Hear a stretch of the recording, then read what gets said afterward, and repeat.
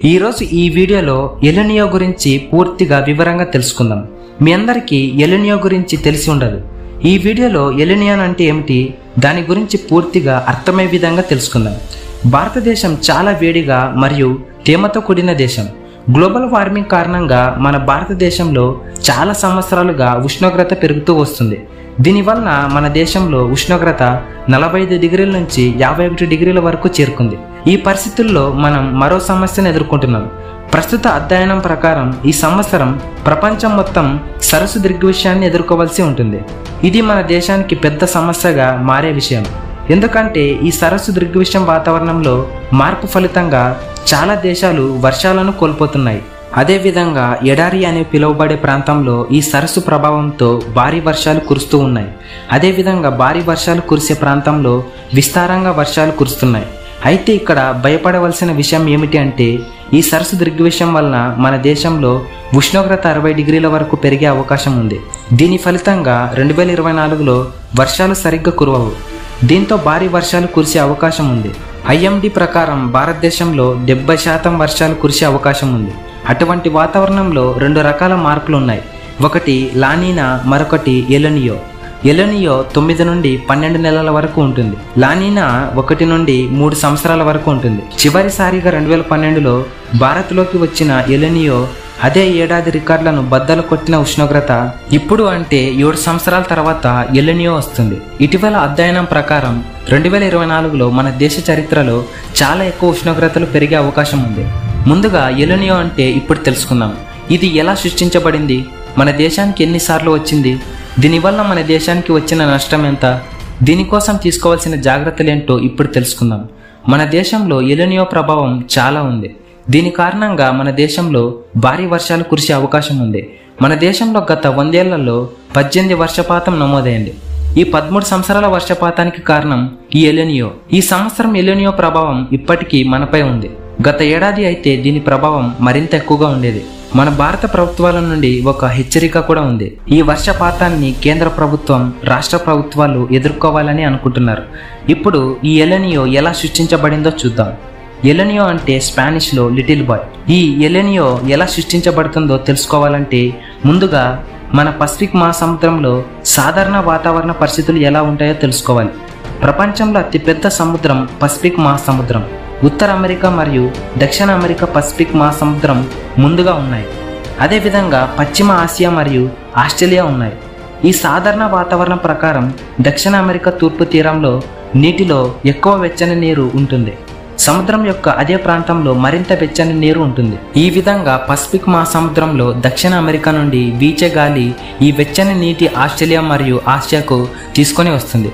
గోరువెచ్చని నీరు ఇక్కడికి రావడం వలన అక్కడి వాతావరణంలో చాలా మార్పులు వస్తాయి. అంటే వాతావరణంలో తేమ ఎక్కువగా ఉంటుంది. అప్పుడు ఒత్తిడి అనున్నది తగ్గుతుంది.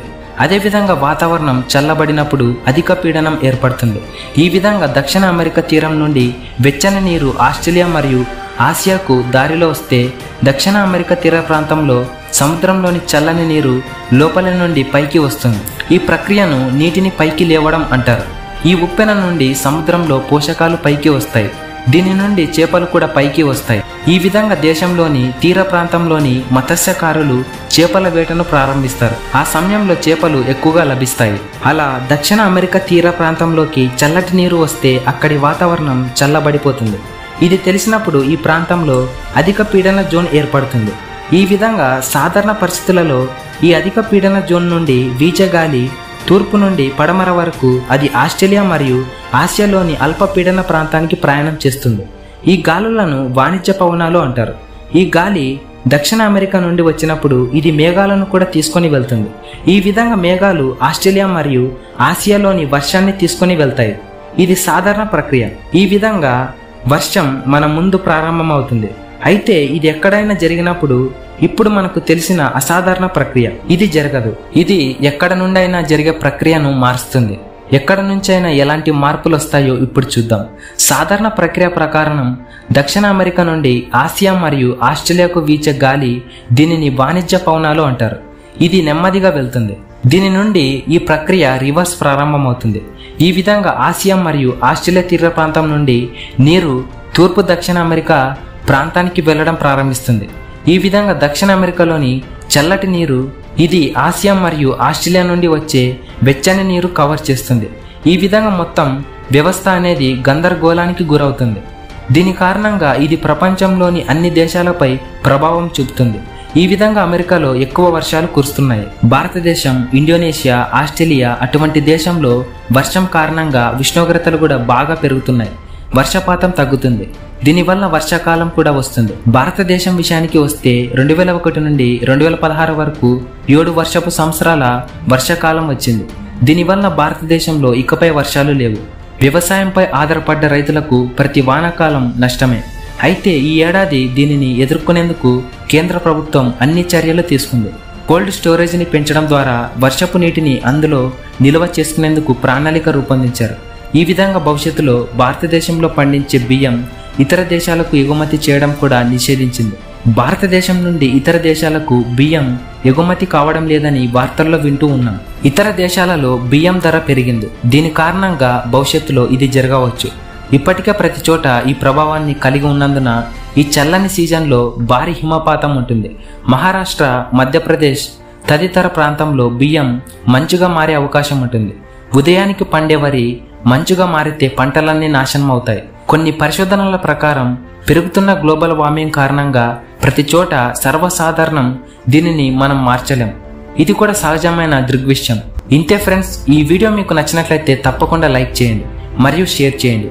మన ఛానల్ను సబ్స్క్రైబ్ చేసుకోండి. Thank you for watching. NK crazy family.